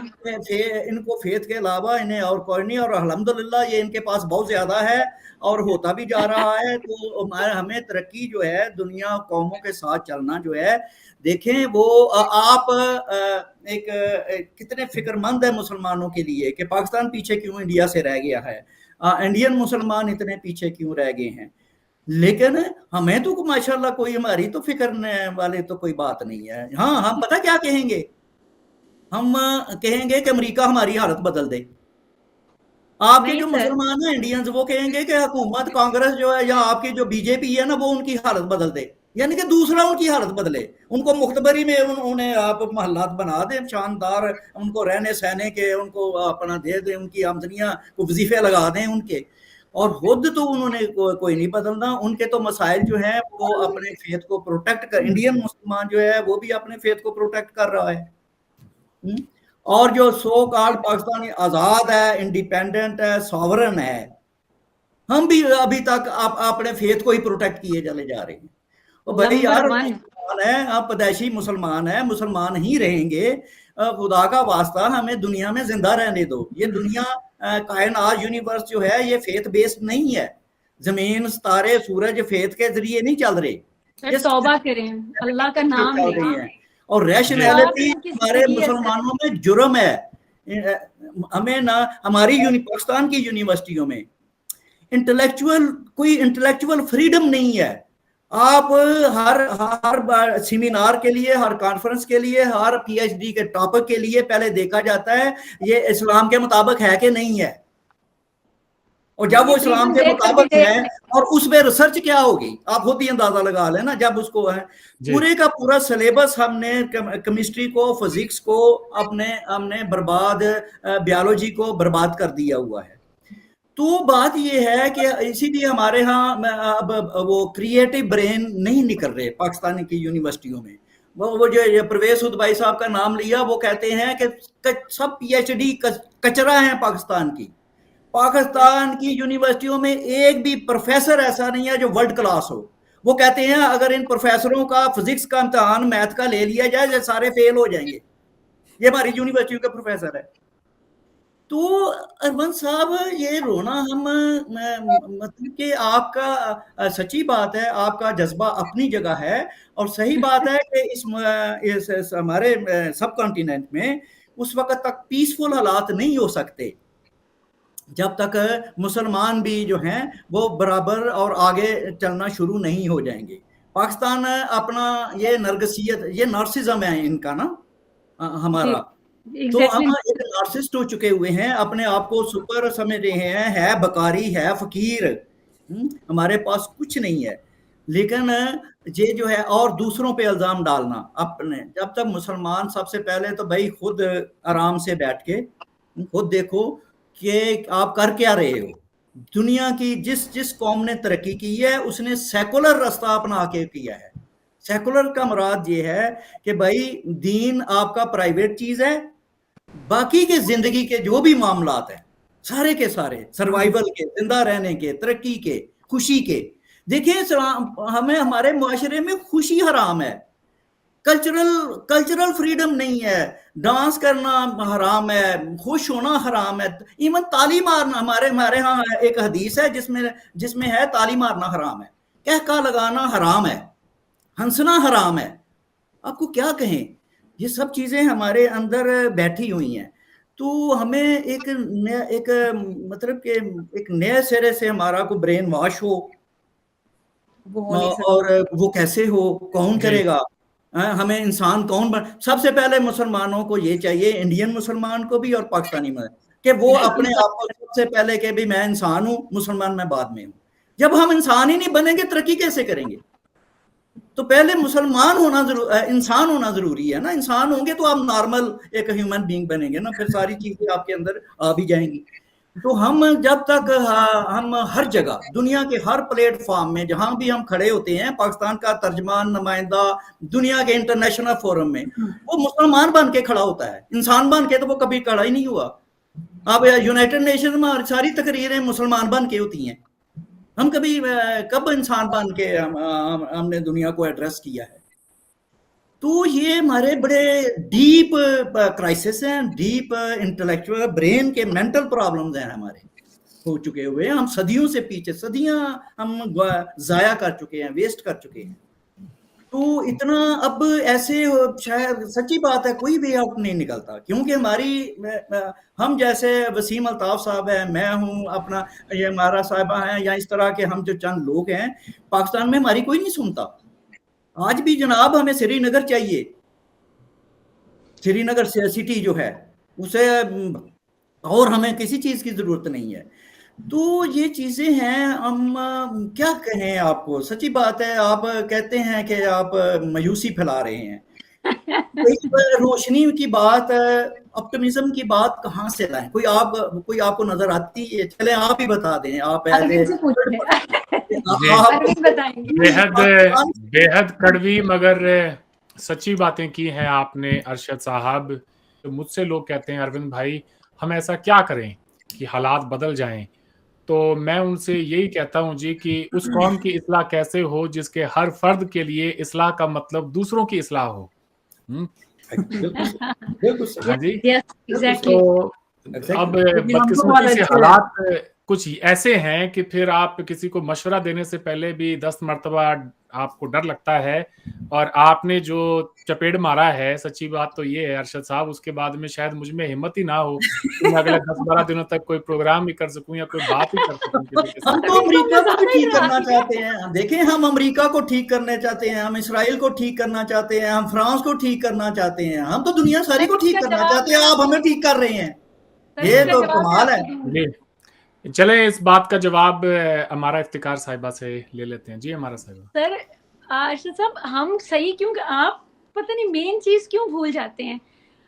जो मुसलमान है, हम कहते हैं ये दुनिया 4 दिन की है, बाकी जो हमारी जिंदगी है ये बस ऐसे यूं समझे कि आंखें बंद करनी है और खोलनी है, तो ये तो दुनिया इतनी सी है, बिल्कुल असल जिंदगी आखिरत है। तो हम दुनिया को, अमेरिका को, इजराइल को, हम दुनिया को ये बताना चाहते हैं ये 4 दिन की जिंदगी है, इस पे मेहनत ना करें, इसमें जलील ख्वार ना हो, आखिरत की जिंदगी की फिक्र करें। तो इस हिसाब से तो हम बिल्कुल ठीक है।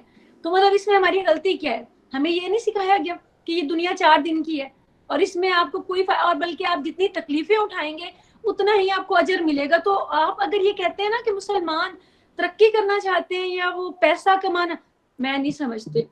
वो कहते हैं हमें आखिरत चाहिए, हमें दुनिया से कोई लेना देना नहीं है।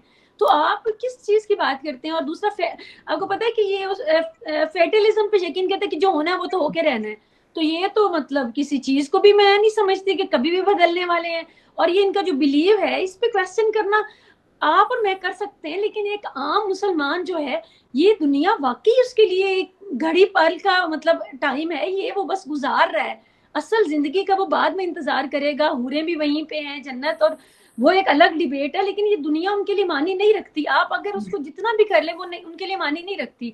और वो बाकी लोगों को भी इसीलिए सुधारना चाहते हैं कि आप भी हयाई और इससे बाज आ जाए। And the second thing is like कि सबसे बड़ी तकलीफ ये तो जो अरविंद ने बात की कि जो दूसरों की इस्लाह पे लगे हुए हैं।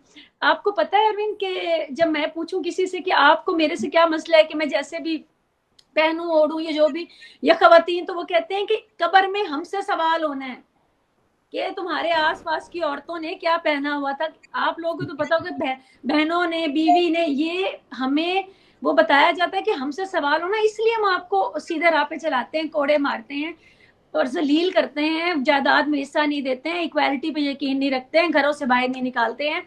तो ये आपके फायदे के लिए है। तो हमें तो मेरे ख्याल में ये चीजें बिल्कुल जेन्युइनली समझनी चाहिए। अरशद साहब, आपको तो समझनी चाहिए कि ये जो आप सारी बातें कर रहे हैं, क्या ये मुसलमानों को प्रॉब्लम लगती है? आपको सच में लगता है? यानी मुख्तसर लफ्जों में ये कि जिन लोगों की जिंदगी ही मौत के बाद शुरू होनी है, उन्होंने जिंदगी में क्या करना है, मैं यही कहने वाला था। बात नहीं समझ आती, हम वो ऐसा ही नहीं है। करेंगे। तो एक दफा सिंगापुर के प्राइम मिनिस्टर थे, शायद, please correct me if I am wrong, Lee Kuan ये नाम था शायद उनका, उनसे पूछा गया था पाकिस्तान को कोई मशवरा दीजिए आप, हम अपने जो है मईशत को कैसे ठीक करें एंड ऑल। तो उनका जो जवाब था कि जी उस कौम को कोई क्या मशवरा दे जिनकी जिंदगी ही जो है मौत के बाद शुरू होती हो। एग्जैक्टली। आपको तो पता है चाइना ने अल-जज़ाइर पे उन्होंने कहा, ऑन रिकॉर्ड बात है कि Islam is a disease, mental illness. वो तो हमारा ब्रादर मुल्क है। अच्छा, उसको तो फिर कोट कर सकते हैं। चलें आगे बढ़ते हैं, बात करते हैं वसीम साहब। तो फिर क्या किया जाए, उस कौम को कैसे कोई ठीक करे कि जिसके लिए जिंदगी जो है, ये जो आज आप लोग जी रहे हैं, ये एक आर्जी हो और असल जिंदगी तो आखिरत में स्टार्ट होती हो। उस कौम को फिर कोई क्या ऐसा इंसेंटिव दे कि भाई वो इस दुनिया से दिल लगा लें और दुनियावी तालीम से भी दिल लगा लें और अपने हालात भी थोड़े ठीक कर लें, हमारे ऊपर भी कोई जो है उसके जो है खराब असरात ना हो। मुश्किल सवाल। देखिए अरविंद भाई, ये अब इसमें जो बुनियादी चीज है ना, बुनियादी चीज ये है कि जितनी भी प्रोग्रेस होती है, एनलाइटनमेंट आती है, वो आती है एक सेकुलर डेमोक्रेसी से। यस। ये एक बहुत लंबा प्रोसेस है। हम सिर्फ ये कर लें कि हम अपने मुल्क में एक जो डेमोक्रेटिक प्रोसेस है उसको चलता रहने दें, डेमोक्रेटिक प्रोसेस चलता रहे, उसमें कोई किसी किस्म की इंटरफेरेंस ना हो, और कोशिश करें कि एक सेकुलर एटीट्यूड जो है उसको प्रमोट किया जाए इस मुल्क के अंदर। वो तो चले फिर अरशद साहब के मुताबिक ये तो विशफुल थिंकिंग है, क्योंकि फिर जो है ना, जिस सेकुलरिज्म जिस मुल्क में गाली समझी जाती हो, वहां पे सेकुलर Exactly. निजाम कैसे आएगा? मुसलमानों के नजदीक सेकुलरिज्म एक बहुत गंदी गाली है, एथियज्म है और मौलवियों का राज है, नादीनियत पावर है, मौलवियों बिल्कुल। के पास है। आप जानते हैं वसीम साहब। देखिए, मेरा जी ख्याल वसीम है साहब। कि अगर डेमोक्रेटिक प्रोसेस चलता रहे ना, तो फिर आहिस्ता आहिस्ता सेकुलरिज्म भी आ जाता है। हम तो डेमोक्रेटिक प्रोसेस ही को नहीं चलने देते ना। हमारे यहाँ तो पिछले 75 साल में कोई एक भी प्राइम मिनिस्टर ऐसा नहीं कि जिसने अपने 5 साल पूरे किए हों। तो कम से कम इब्तदा तो कहीं से करनी है ना। ये तो बड़ा आसान है कहना कि जी अब इसका कोई हल नहीं है। देखे ना, ये तो एक हल है लेकिन वो मुमकिन नहीं है यहाँ पर। नहीं, हल फिर यही है ना। देखिए, अगर कोई हल की तरफ हमने जाना है तो हल यही है कि जो एक डेमोक्रेटिक प्रोसेस है उसको चलते रहने दिया जाए, और वो जब मौलवियों का क्या किया जाए? जी, मौलवियों का क्या किया जाए जो पावर में है बहुत ज्यादा?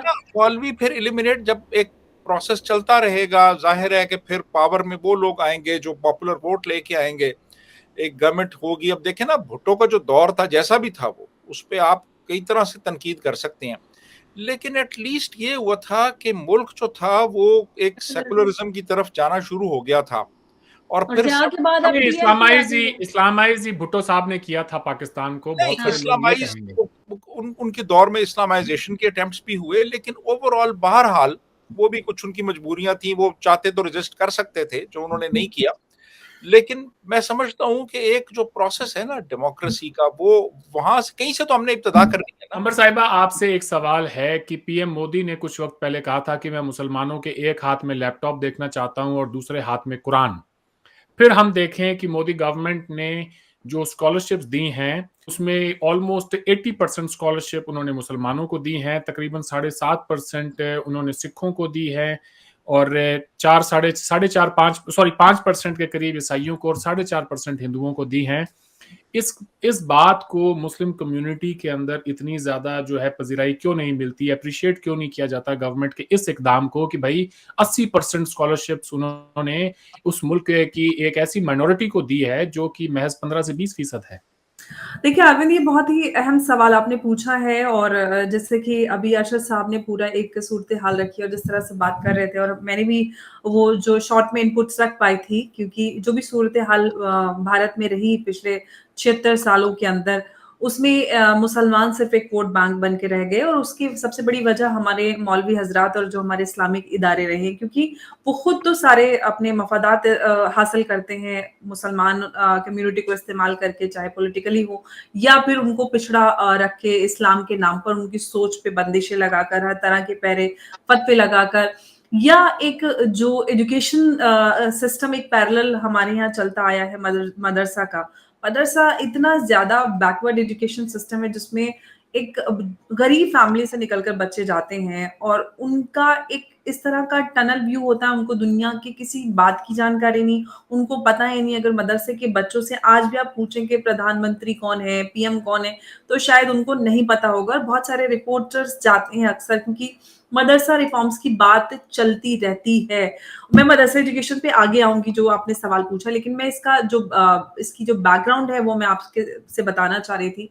इतने सालों से भारत में मुसलमानों को वोट बैंक की तरह सेक्युलर पार्टीज ने इस्तेमाल किया, और वजह वही रही, रिपोर्ट्स भी आई जैसे कि हम बात कर रहे थे, लेकिन उस पर कोई ध्यान नहीं दिया गया कि उसको हमें बेहतर करना है, क्योंकि वही है, क्योंकि वोट बैंक बना के रखना है। और दूसरी तरफ मुसलमानों के अंदर भी पार्टीशन के बाद यही माइंडसेट रहा कि हम विक्टिम हैं, हमारे साथ जुल्म हो रहा है, हमारे साथ जुल्म हो रहा है, हमारे साथ जुल्म हो रहा है। और उस तरह की पार्टीज ने भी उनके दिमाग में यही सोच को बढ़ावा दिया कि आप खतरे में हैं, इस्लाम खतरे में है, आप रिफॉर्म्स। दूसरी तरफ हमारे मौलवी और इस्लामिक जो ऑर्गेनाइजेशन है उन्होंने भी इस तरह के फतवे और इस तरह की सोच उनके अंदर डाली रही, तो जो एक विक्टिमहुड माइंडसेट बहुत ज्यादा स्ट्रॉन्ग मुस्लिम जो भारत के है उनके अंदर है। और दूसरी तरफ जो बीजेपी है उससे ये डराया गया कि बीजेपी एकदम एंटी मुस्लिम पार्टी है। जब 2014 में बीजेपी की सरकार आई तो मुसलमानों के अंदर इस तरह का खौफ था कि मोदी अगर सरकार में आएंगे तो पता नहीं सारे मुसलमानों को यहाँ से डिपोर्ट कर दिया जाएगा, कॉन्सेंट्रेशन कैंप्स में डाल दिया जाएगा, उनके अधिकार छीन लिए जाएंगे। लेकिन जिस तरह से मोदी सरकार ने उम्मीद के बरक्स जो मुसलमानों के अंदर खौफ डाला गया था उस पे काम किया, जो सेक्युलर पार्टीज जो कि सो कॉल्ड मुस्लिम फ्रेंडली पार्टीज थी, जिन्होंने मुसलमानों के खैर ख्वाही का झंडा उठाया हुआ था, उन्होंने कभी उन मुद्दों पे काम नहीं किया। फॉर एग्जांपल ट्रिपल तलाक पाकिस्तान में भी नहीं, लेकिन भारत में अभी 2-3 साल पहले तक थी, 2019 में उसको अबॉलिश किया गया, उसके अगेंस्ट कानून लाया गया।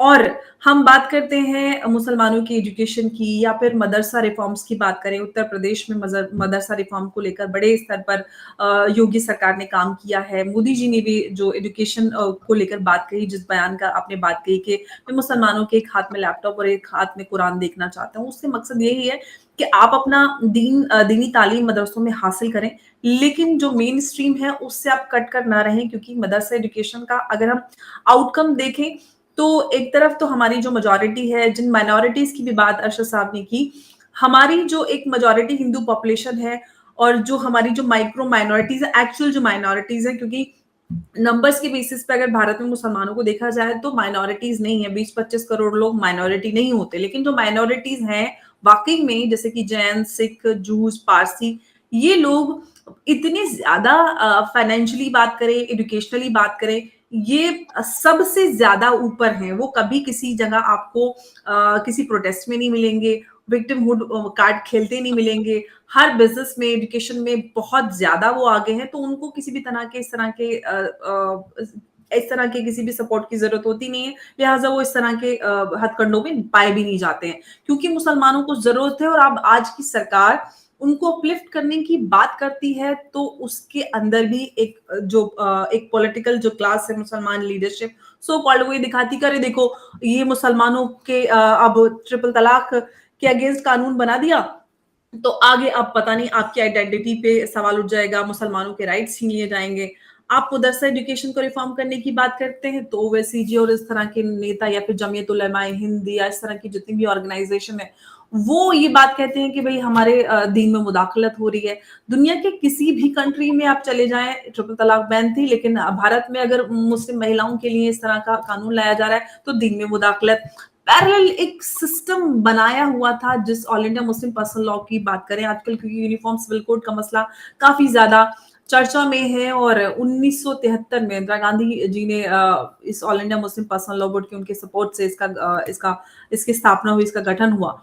और एक सेक्युलर कंट्री में जहां पर कॉन्स्टिट्यूशन से चलता है, हालांकि पर्सनल लॉज के आधार पर हमारे यहाँ सिविल लॉज है, पर्सनल लॉ रिलीजन के बेस पर, लेकिन वो उतने ज्यादा ऐसा नहीं है कि कोडिफाइड है, और जो मुस्लिम पर्सनल लॉज रहे वो कोडिफाइड नहीं है, प्लस फिर उसको एक प्राइवेट ऑर्गेनाइजेशन जो एनजीओ है वो उसको रूल करने के लिए उसको बैठा दिया गया कि हर चीज में जो तय करेंगे वो तय करेंगे। हालांकि एक स्टेट गवर्नमेंट की जिम्मेदारी होती है किसी भी सिटीजन के राइट्स को इंश्योर करना, राइट टू इक्वालिटी है, लेकिन यहाँ पर जो भी उससे मुतासर होने वाले लोग थे वो उसमें महिलाएं और बच्चे थी, उसकी कभी खैर खबर नहीं ली गई। जिस कम्युनिटी में, जिस समाज में औरतों और बच्चों की हालत पिछड़ी हो, उनके साथ सोशल जस्टिस ना होता हो, तो आप उनकी बेहतरी का किस तरह से आप अंदाजा लगा सकते हैं या उम्मीद लगा सकते हैं कि उस समाज में लोग तरक्की करेंगे।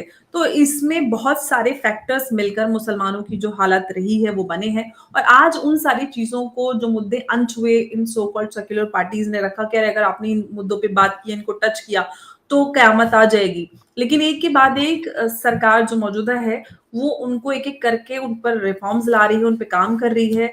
और मुझे लगता है कि मेन स्ट्रीम में हम जब इन ट्रू सेंस इक्वालिटी की बात करते हैं, यूनिफॉर्म सिविल कोड एक ऐसी चीज है जो वाकई में सबको एक जैसा कर देता है, क्योंकि हमारे देश में पीनल कोड की बात करें या टैक्स लॉस की बात करें तो यूनिफॉर्म है, लेकिन सिविल जो मैटर्स है, सिविल राइट्स हैं, वो रिलीजन के बेस पे रहे, और जिसकी वजह से जो मुस्लिम सो कॉल्ड लीडरशिप या हम स्कॉलर्स की बात करें, ऑर्गेनाइजेशन, उनको एक मुसलमान समाज को एक्सप्लॉइट करने का एक बहुत बड़ा टूल मिला, और सेक्युलर पार्टीज ने उस पर कभी काम भी नहीं करने दिया।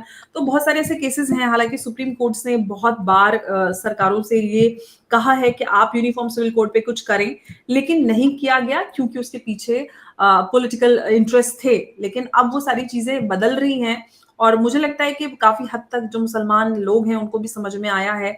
और क्योंकि सरकार ने मुसलमान, जैसे कि आपने खुद बताया, उसके लिए काम किया है, क्योंकि मुसलमान समाज को वाकई में जरूरत है अपलिफ्टमेंट की, इसलिए सरकार उसको आइडेंटिफाई करती है, क्योंकि मुसलमान समाज का एक बहुत बड़ा तबका पसमानदा है। पसमानदा समाज के इश्यूज को सरकार खुलकर एड्रेस कर रही है। इससे पहले भारत में किसी को पसमानदा पता ही नहीं थी कि पसमानदा होता क्या है, या पसमानदगी मुसलमान समाज में है भी।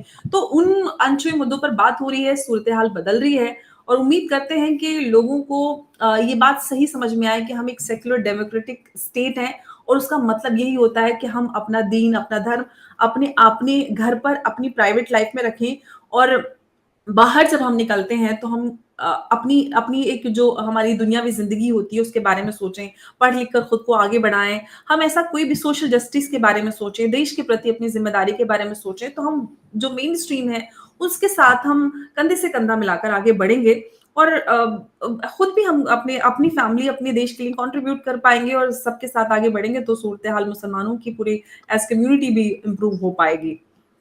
जी, आखिर में मैं आप तीनों से एक सवाल पूछना चाहता हूं कि जाने से पहले एक कोई ऐसी चीज बताएं जिसको आप चाहेंगे कि चेंज किया जाए, और ताकि फिर हम जो हैं कहीं ना कहीं पे कोई उम्मीद की रोशनी देखें। तो आप सबसे, मैं जानता हूँ बड़ा मुश्किल है, लेकिन फिर भी जाने से पहले हमने ये तो बहुत ज़्यादा बातें कर ली हैं कि जी कहाँ पे वो रीजंस हैं, क्या कुछ गलत है क्या नहीं है, तो वो सब अपनी जगह पे ठीक है, लेकिन हमें फिर भी पॉजिटिविटी तो ढूंढ के लानी होगी। अंबर, मैं आप ही से शुरू कर लेता हूँ। आप एक वो चीज़ बताएं हिंदुस्तान के मुसलमानों के लिए बदलाव जो आप लेके आना चाहेंगी। एक तो सबसे बड़ा बदलाव मैं ये चाहती हूँ कि हम अपनी एक हम झुंड में चलना, झुंड में सोचना, झुंड में रहना और झुंड में घूमना बंद करें। जो झुंडबाजी है ना वो हमारे अंदर बहुत ज्यादा है। गेटोज में रहते हैं, हमारा अलग एजुकेशन सिस्टम, हमारे लिए अलग लॉज, हमारा सब कुछ अलग, खुद को हम बहुत ज्यादा सुप्रीम समझते हैं। जो सेंस ऑफ सुप्रीमेसी है वो हमारे अंदर है।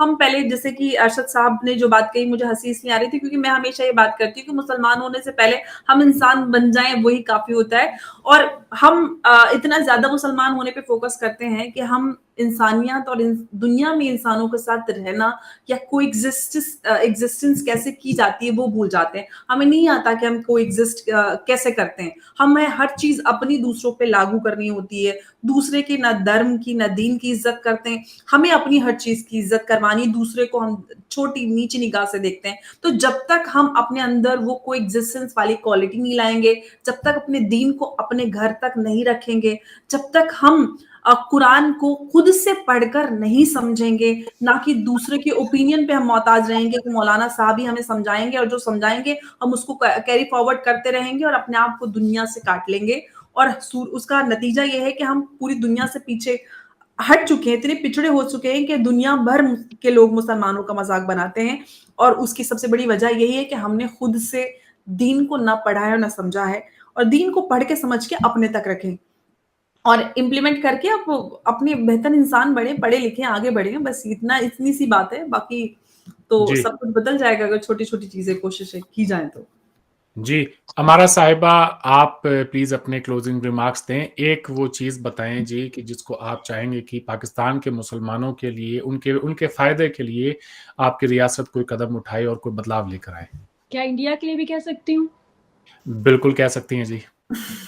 अच्छा, मैंने इसलिए कि मैं दोनों एंगल पे हम बात कर रहे हैं और मुस्लिम्स की बात करें, तो इसलिए मैं बात करना चाह रही हूँ।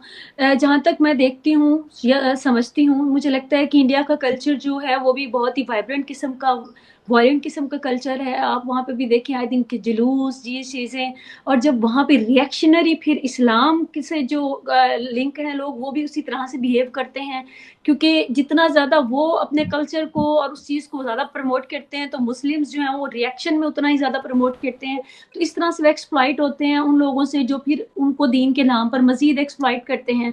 तो उनका हल तो मैं यही समझती हूँ कि एक तो मेजॉरिटी में है, और मैं ये समझती हूँ कि हिंदुइज्म जो है उसमें सेकुलरिज्म था या उनकी बर्दाश्त थी, लेकिन इतने सालों के साथ मुसलमानों के साथ रह के, और मुसलमानों में थोड़ा सा फंडामेंटलिज्म और एक्सट्रीमिज्म ज़्यादा होता है, तो उनको रिएक्शन के तौर पे उन्होंने भी उनके साथ वैसा ही सलूक करना शुरू कर दिया है।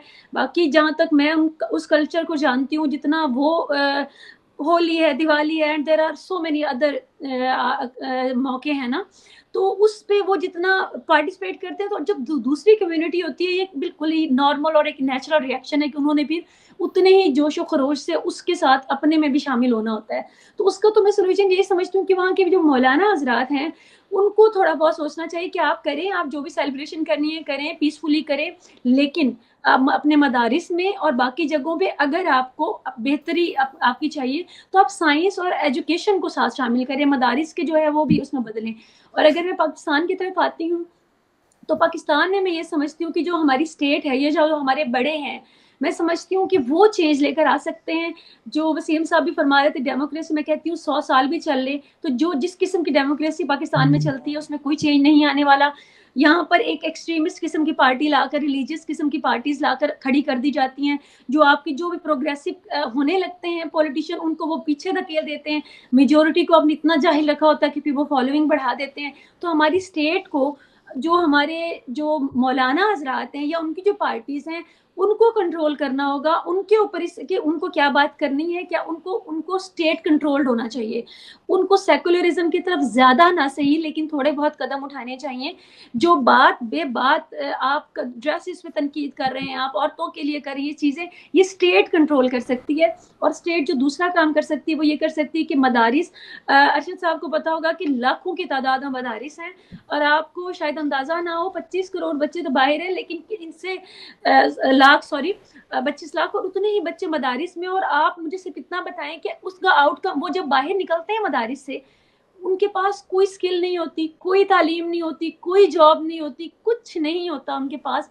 स्टेट को चाहिए। अब ये मौलवी जिनके ये इसके ऊपर ज्यादा वो एक आप यूं समझ लें कि वो कंट्रोल है, फायदा हासिल करें, वो क्यों चाहेंगे कि मदारिस बंद करें। स्टेट का काम है कि वो मदारिस के अंदर वो जो एजुकेशन सिस्टम है वो बदले, और वो स्टेट कर सकती है। जितनी पावरफुल हमारी स्टेट है, क्योंकि यहाँ पे सेकुलरिज्म नहीं है, यहाँ पे हमारे जो बड़े हैं उनका होल्ड है, वो ये कर सकते हैं अगर वो हिम्मत करें और उनका सिलेबस बदलें और उनको एजुकेशन बेहतर करें। जो हमारा निसाब तालीम है, मैं कुछ भी और बदलना नहीं चाहती। मैं नहीं चाहती कि आप यहाँ पे क्लब बनाएं, मूवीज बनाएं, तफरीह के मौके दें। फिलहाल आप कुछ भी नहीं कर सकते। इतनी फ्रस्ट्रेटेड सोसाइटी है जितनी आप सोच भी नहीं सकते, क्योंकि तफरीह के मौके जीरो हैं। आप सिर्फ ये कर सकते हैं कि मदारिस के भी और स्कूलों के भी निसाब को बदलें, और ये हमारे बड़े कर सकते हैं, उनके पास पावर है। निसाब को बदलें, उसको साइंटिफिकली उसको बिल्कुल उसको करें और उसको इंसानियत के बेस पे करें। रिलीजन को कम से कम उसमें इन्वॉल्व करें। मेरे ख्याल में तो यही इसका सोल्यूशन हो सकता है, और अगर ये करना चाहें तो बहुत आसानी से कर सकते हैं। जी, बहुत-बहुत शुक्रिया आपका।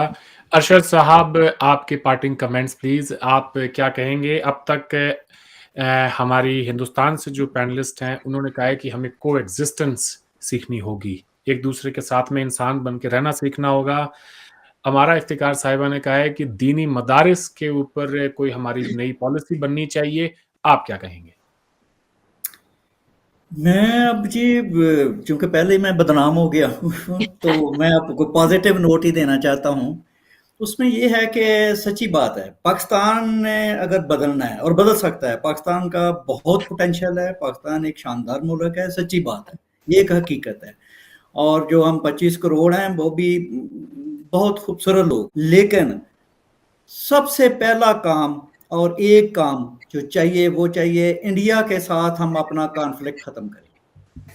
जब तक देखें, जब तक हम इंडिया से दुश्मनी खत्म नहीं करेंगे, ये हिंदू नफरत का प्रोजेक्ट हम बंद नहीं करेंगे, पाकिस्तान प्रोग्रेस और डेवलपमेंट कर ही नहीं सकता, मुमकिन ही नहीं है। तो ये एक चेन रिएक्शन होगा। हमें सबसे पहले इंडिया के साथ नॉर्मल रिलेशन, एक अच्छे हमसाए वाले रिलेशन, और ये जो फजूल किस्म के कॉन्फ्लिक्ट हमने पाला हुआ है या पाले हुए हैं, ये इनको हमें बैकफुट में लेके जाना होगा। पाकिस्तान की उसी दिन से, उसी वक्त से मटेरियल डेवलपमेंट भी शुरू हो जाएगी और इंटेलेक्चुअल डेवलपमेंट भी शुरू हो जाएगी। फिर हमें मजहबी जो फंडामेंटलिज्म है, जो मजहबी फैनेटिसिज्म है पाकिस्तान के अंदर, वो भी इंडिया के साथ जुड़ा, इंडिया की नफरत के साथ जुड़ा हुआ है। जो ही ये इंडिया का कॉन्फ्लिक्ट हमारा खत्म होता है, हम पाकिस्तान जो है वो राइट ट्रैक पे आएगा, और एक जो है आप देखेंगे कि हर चीज, पाकिस्तान की हर चीज बदल जाएगी। जी, बहुत-बहुत शुक्रिया। हमें वसीम अल्ताफ़ साहब ने भी दोबारा जॉइन किया है। माफ़ करें, इनके इंटरनेट कनेक्शन में थोड़ी प्रॉब्लम थी। वसीम साहब देर आए दुरुस्त आए। जाने से पहले अपने पार्टिंग कमेंट्स दें साहब, कि आप क्या ऐसी कोई एक मशवरा दें हमें कि जो आप चाहेंगे कि पाकिस्तान के अंदर या हिंदुस्तान के अंदर हमारी हुकूमतें कोई कदम उठाएँ जिससे कि मुसलमानों के ये जो हालात हैं इनमें कोई तब्दीली आए? देखिए जी, मैं अगर एक आप मेरे से मशवरा मांगेंगे ना, तो मैं वही बात करूंगा कि अरशद साहब ने की है कि हमें इंडिया के साथ अपने ताल्लुकात बेहतर बनाने हैं, इंडिया के साथ हमने कोऑपरेट करना है। और जब हम इंडिया के साथ पीपल टू पीपल कांटेक्ट को इस्टेब्लिश करेंगे और ट्रेड रिलेशंस डेवलप करेंगे, हमारे लोग यहाँ से वहाँ जाएंगे, वहाँ के लोग वहाँ से यहाँ आएंगे, हम स्पोर्ट्स में, कल्चरल एक्टिविटीज़ में, फिल्म में, म्यूज़िक में, एग्रीकल्चर में, हेल्थ केयर में, सोशल सिक्योरिटी में, इन तमाम एरियाज़ में हम एक दूसरे से कोऑपरेट करेंगे, तो डेफिनेटली फिर जो इंडियन सेकुलरिज्म है वो हमारे यहाँ भी आएगा। क्योंकि जब आप किसी मुल्क के साथ ताल्लुकात बेहतर बनाते हैं तो फिर यूं होता है कि जो प्रोग्रेसिव कल्चर होता है, जो एक ग्रोइंग कल्चर होता है, वो अफेक्ट करता है उस कल्चर को जो कि